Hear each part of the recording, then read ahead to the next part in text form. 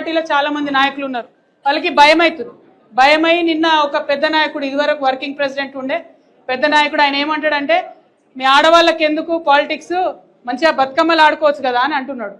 నేనేమంటున్నా, మీ కాంగ్రెస్ పార్టీ బతికి బట్టగట్టిందే ఆడవాళ్ళ వల్ల.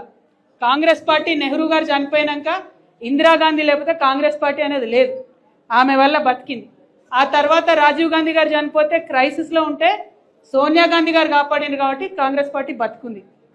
ఇప్పుడు మరి మహిళలు అవసరం లేదంటే ప్రియాంక గాంధీ గారిని ఎందుకు తెచ్చుకున్నారు మీరు? ఆమెను ఎందుకు ఎంపీ చేసిండ్రు?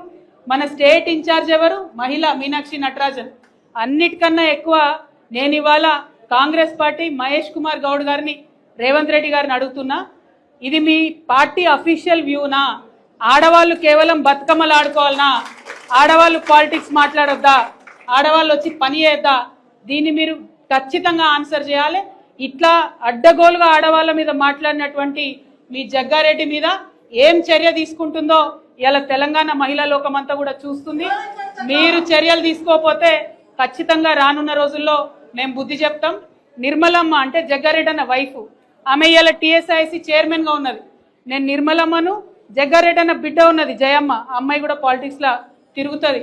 నేను వాళ్ళిద్దరిని రిక్వెస్ట్ చేస్తున్నా, అమ్మ మీ నాన్న మహిళలకు క్షమాపణ చెప్పే వరకు జర ఇంటికి వస్తే ఫుడ్ పెట్టకండి అమ్మ, ఎందుకంటే మహిళలు లేకుండా ఏమీ కూడా నడవదు.